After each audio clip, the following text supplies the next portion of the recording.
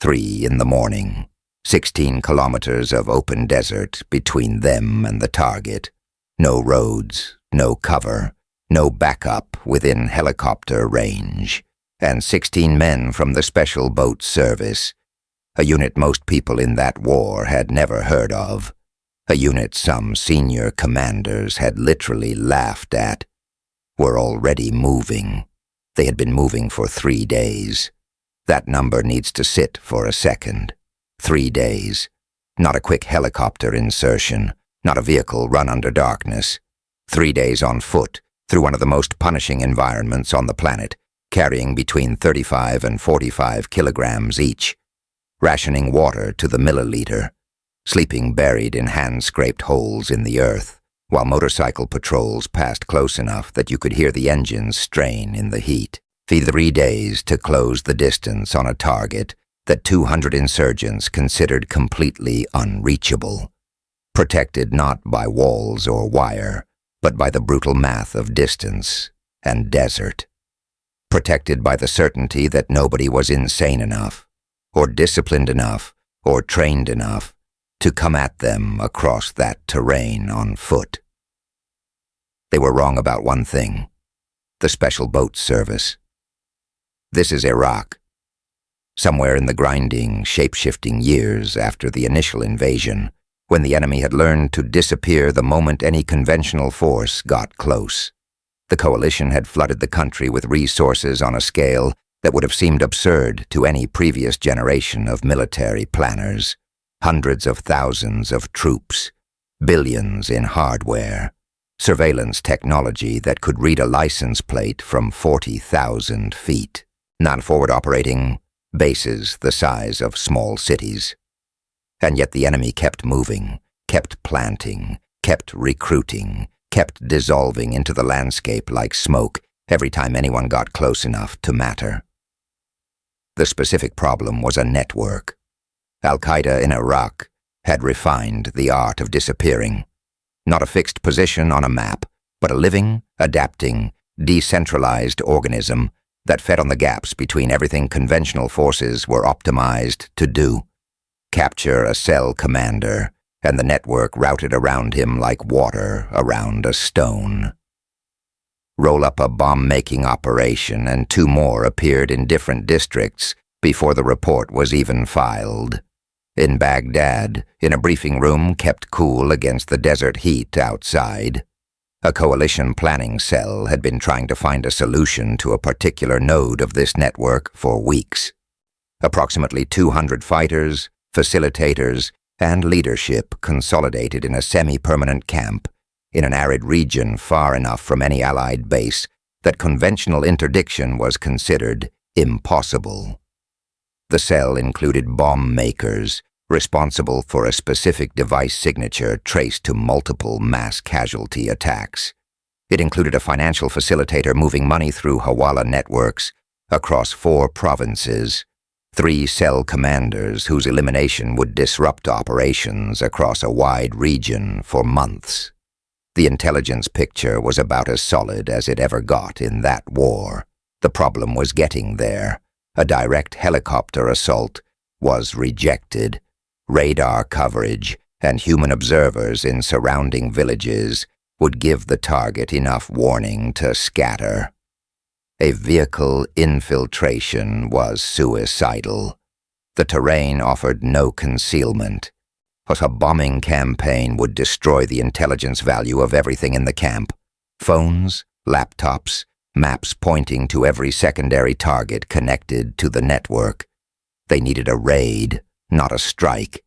And nobody in that room could figure out how to get raiders to a location that was, by every rational calculation, unreachable. That was when the British Special Forces liaison raised the question of the Special Boat Service.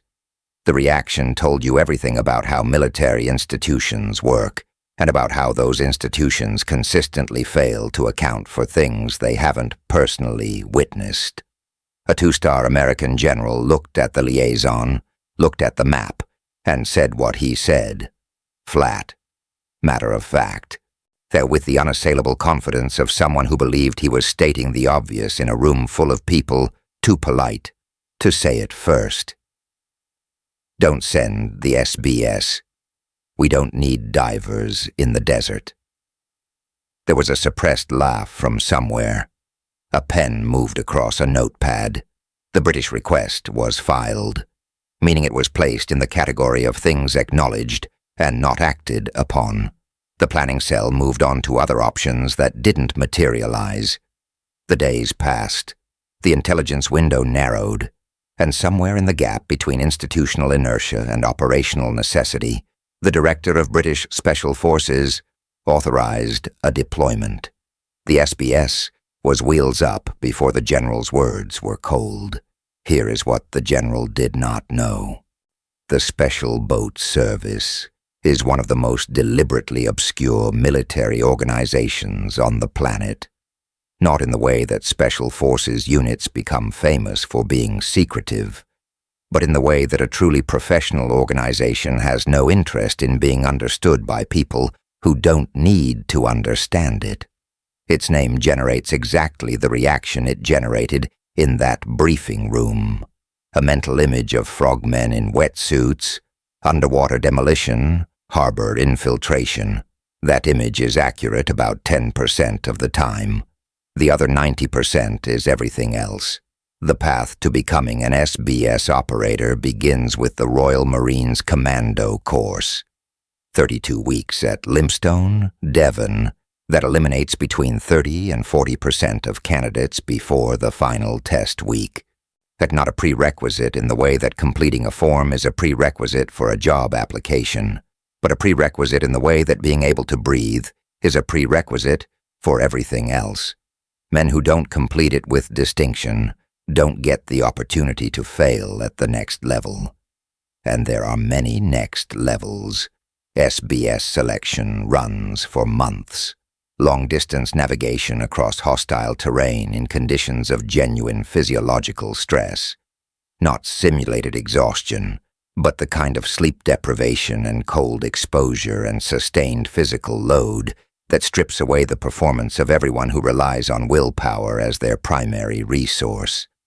Willpower runs out. It always runs out. The selection identifies men who have something underneath willpower. A deeper, a more mechanical layer of function that persists after everything voluntary has been burned through. Beyond that, come combat diving with closed-circuit rebreathers that leave no bubble trail, halo operations from altitudes that push the human body through temperature gradients that turn moisture to ice on the way down, and ha-ho operations requiring a man to open his chute at altitude and navigate 20-plus miles of open sky in total silence to a precise ground position, all while carrying full combat load, managing body temperature and oxygen and altitude, maintaining the situational awareness to hit the infiltration point within meters. By the time an operator has passed all of that, the desert is not a problem. The desert is just another environment with a specific threat matrix and a specific set of physical demands that trained preparation can address. The SBS doesn't think in terms of environments it can't operate in. It thinks in terms of the gap between what the enemy expects and what is actually coming. What was actually coming was 16 men with buried parachutes and 3 days of walking ahead of them. The insertion had been calculated with the kind of precision that looks like magic until you understand the geometry. The aircraft never crossed the outer limit of the target's radar coverage. The team exited at altitude, in darkness, and opened their chutes immediately. HO profile, navigating by GPS and compass across miles of open sky. Each man a silent shape against a moonless sky. Touching down in a pre-calculated landing zone in the target's blind spot, in terrain no planning cell had considered as an infiltration route, because no planning cell had seriously entertained the idea that people would walk it. They came down in pairs, meters apart, in near total silence. The only sounds were the faint creak of nylon and the soft impact of boots on sand, on the ground and moving before the dust had settled from the last landing. Parachutes and jump equipment went into the ground. Scraped pits, carefully concealed, an acceptable loss against the operational value of what they were walking into. Each man checked his partner. Injuries assessed in whispers that wouldn't carry. Water allocated. Weapons checked in the dark through muscle memory that didn't require light. And then they began to walk. The Iraqi desert at night has its own sounds. The creak of cooling rock, the low push of wind that changes direction every few hours in ways that seem arbitrary until you have spent enough time out there to learn its rhythms.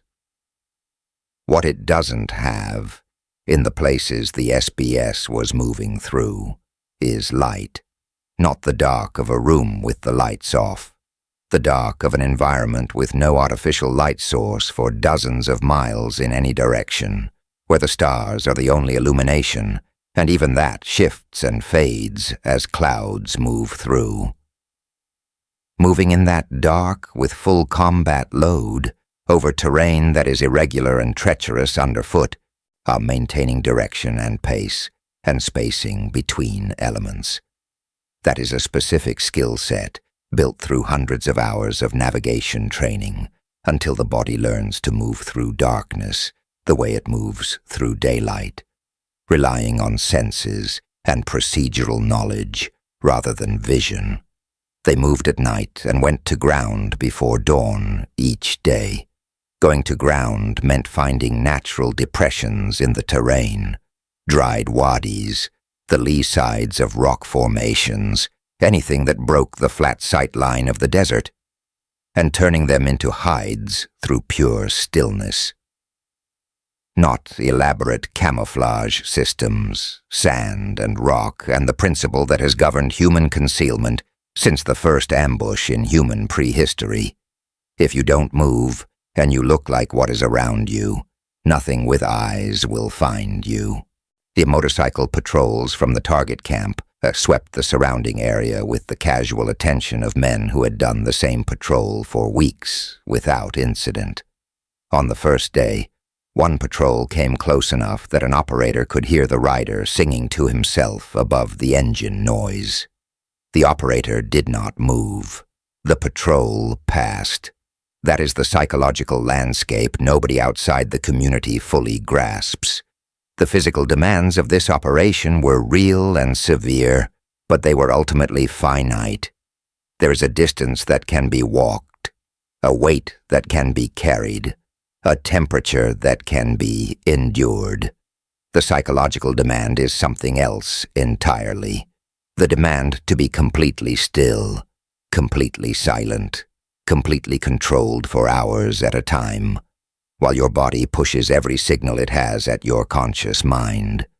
Thirst, pain, heat, the crawling anxiety of exposure, the primal pull of movement, and to simply not respond to any of it, to sit inside that storm and function, to monitor, to wait, to make decisions that will cost lives if they are wrong, in conditions that would make most people unable to think clearly about what to have for lunch.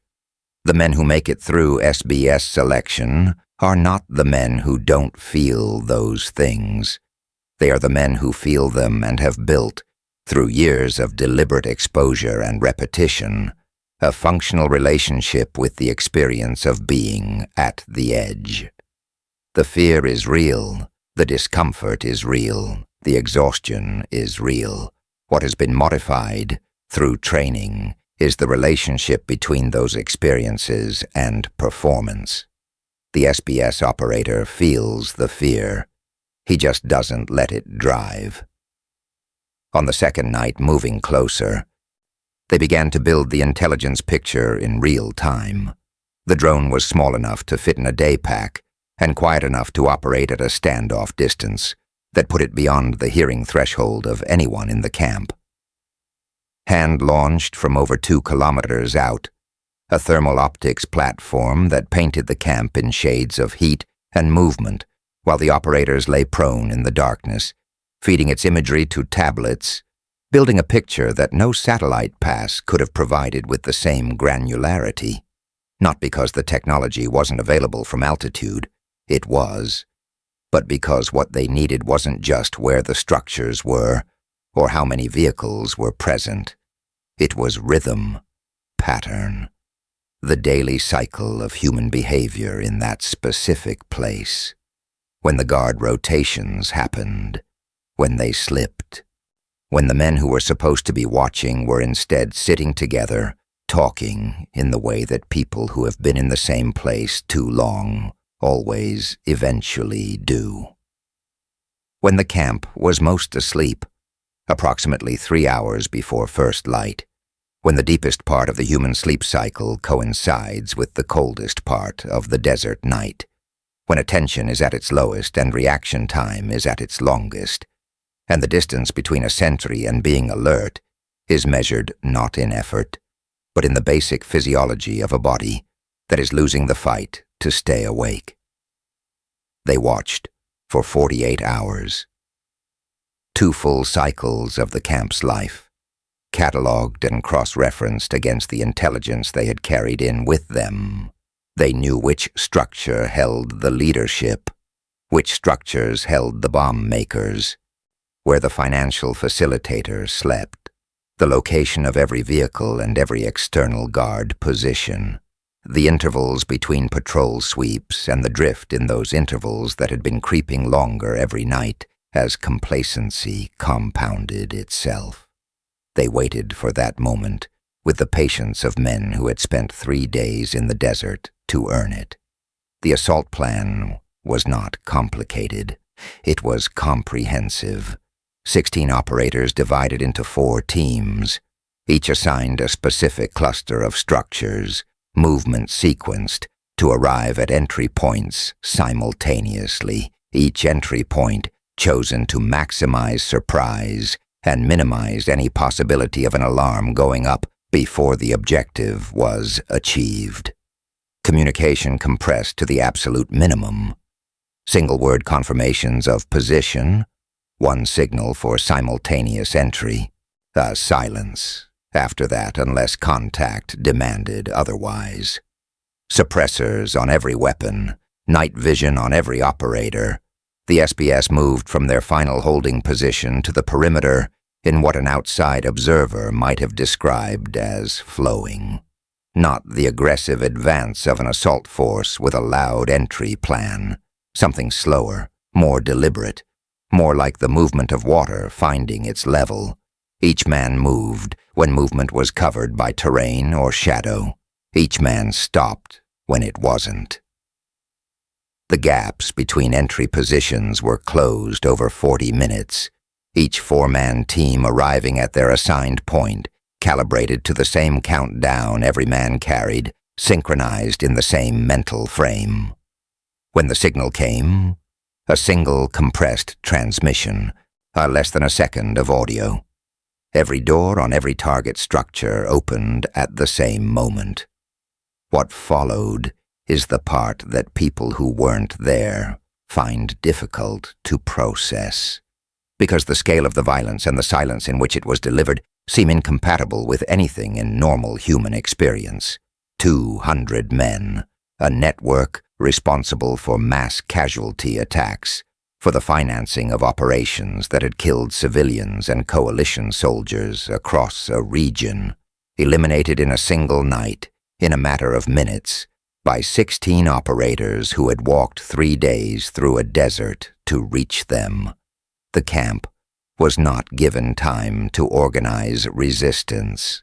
A perfectly timed simultaneous assault on a sleeping target collapses the enemy's ability to respond at the individual level before that response can aggregate into collective action. A man who wakes to a threat in his immediate proximity has a biological reaction time measured in fractions of a second before his higher functions. The ones that tell him to shout a warning, reach for a weapon, run, come online. If the threat is resolved within that fraction of a second, the warning never comes. The weapon never gets lifted. The next structure over doesn't know. Multiply that by every structure in the camp, hit simultaneously, and the math becomes overwhelming. The sounds of the assault were almost all created by the environment. A door against a frame, feet on sand, the muffled absorbed reports of suppressed weapons that at that range sounded like nothing most people would associate with gunfire. Not silence exactly, but a sound profile so far below the threshold of alarm that men in structures not yet entered continued to sleep through it. The desert itself was louder. The camp was processed with the systematic, room-by-room efficiency of a unit that had rehearsed this type of objective hundreds of times across dozens of real operations. Not the choreography of a drill, but the deep procedural knowledge of people who have done this enough times that decision-making becomes pattern recognition, running faster than conscious thought. Several fighters woke. Several reached for weapons. The speed of what they found in front of them in those final seconds did not allow for the kind of prolonged engagement that generates noise and warning. The SBS operators were not moving slowly. They were functioning at the precise ceiling that years of close quarters training produces in men who have graduated past the need for adrenaline to generate performance. Men whose ceiling is simply higher than what this situation required. The difference between an operator reacting to a threat and a civilian reacting to a threat is not courage. It is the gap between a trained response already executing before the conscious mind has fully registered the input and a raw biological response that is still in the process of waking up. The camp was silenced in under 8 minutes from the first entry. 8 minutes to dismantle a network that had been operating for years. 8 minutes that resulted directly from 3 days of walking through a desert everyone else had decided was impossible. Delaunched from a HAHO insertion that placed 16 men in a blind spot the enemy had never thought to defend. Preceded by 48 hours of patient-controlled observation that built the kind of ground truth no satellite can provide, and executed with a precision that was not talent or luck, but the product of a selection process and training pipeline built specifically to produce this moment in this environment against this target. The exploitation phase began immediately. The SBS did not leave when the shooting stopped. They worked through the structures for hours. Phones bagged and tagged, laptops seized, documents in Arabic and coded notation photographed in place before removal. Maps pointing to weapons caches, safe houses, and money drops across multiple provinces. The financial records of the Hawala network moving operational funding across the region. Contact lists that were themselves networks. Human webs stretching from local facilitators to international financiers. The entire invisible architecture of a shadow organization suddenly, brutally visible in the contents of a camp that had believed itself untouchable. One operator, moving through the leadership quarters, found a phone with a pattern of recent calls traced to a node 3 provinces over. That thread began on a phone, in a dead man's pocket, in a desert camp, found by a man who had jumped out of an aircraft at altitude 2 nights earlier and walked to that moment in the dark. It led, through 3 months of follow-on operations fed by the intelligence from that single night, to the capture of a senior facilitator whose network had been moving foreign fighters into the country. That is what intelligence-driven special operations looks like when the operators are capable of getting to the target in the first place. The kinetic action, the violence, is the price of admission. The real product is the intelligence. The real victory is not the 200 fighters removed from the network, but the dozens of secondary targets that the network's own records revealed. The operational picture that collapsed inward when the camp's communications went dark and the leadership stopped responding. The cascading series of follow-on actions that a single night's work made possible. Attacks in the affected region fell by 70% in the month following the operation. The Hawala network took 6 months to partially reconstitute. Its operational funding capability severely degraded across 4 provinces. The bomb makers were irreplaceable in the short term. The specific device signature associated with the network disappeared from the pattern of attacks entirely. Bodies take time to replace. Expertise takes longer, and the men who accomplished all of that were not machines. This is the part that gets lost in the tactical telling, the part that matters most. When the 16 operators of the SBS completed that operation and began their extraction, they were running on days of accumulated sleep debt, on caloric deficit, on water ration to the minimum their bodies required to keep functioning, on the specific kind of deep fatigue that comes not from one hard day, but from sustained load over time. Muscles that had been carrying weight for 72 hours were recording every step. The cold of the desert nights and the heat of the days had cycled through their bodies in ways that left their own mark. The psychological cost of holding that level of discipline, that level of stillness, that level of suppressed response, for days on end, is not zero. It does not leave the body without a trace. What kept them moving was not the absence of that cost. What kept them moving was something built between them through years of shared experience at an intensity civilian life almost never produces. The specific bond that forms between people who have sat in the dark together with everything going wrong, who have carried each other's weight on operations where the margin for error was measured in seconds and meters and milliliters of water. The SBS operator doesn't ignore the cost. He accepts it. He accepted it when he walked into the selection process knowing what it was going to ask of him. He re-accepts it on every operation, and he carries it alongside the man to his left and the man to his right, in the unspoken mutual commitment of a fraternity built not on ceremony, but on the shared proof that everyone in it has already been tested in ways that most people never will be. That is the thing no budget can buy, and no equipment manifest can list. It doesn't appear on the slides that get briefed in air-conditioned rooms by people who believe capability can always be quantified. It lives in the space between 16 men who trust each other completely, built through years of a process that most people would not survive. Itmon expressed in 3 days of walking through a desert that every rational assessment agreed was impassable. The sun came up over a camp that had held 200 fighters and now held nothing alive. The intelligence was in bags. The teams were consolidating.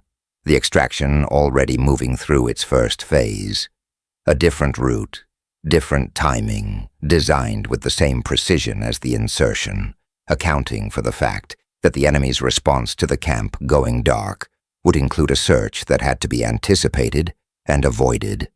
The SBS was gone before anyone came looking.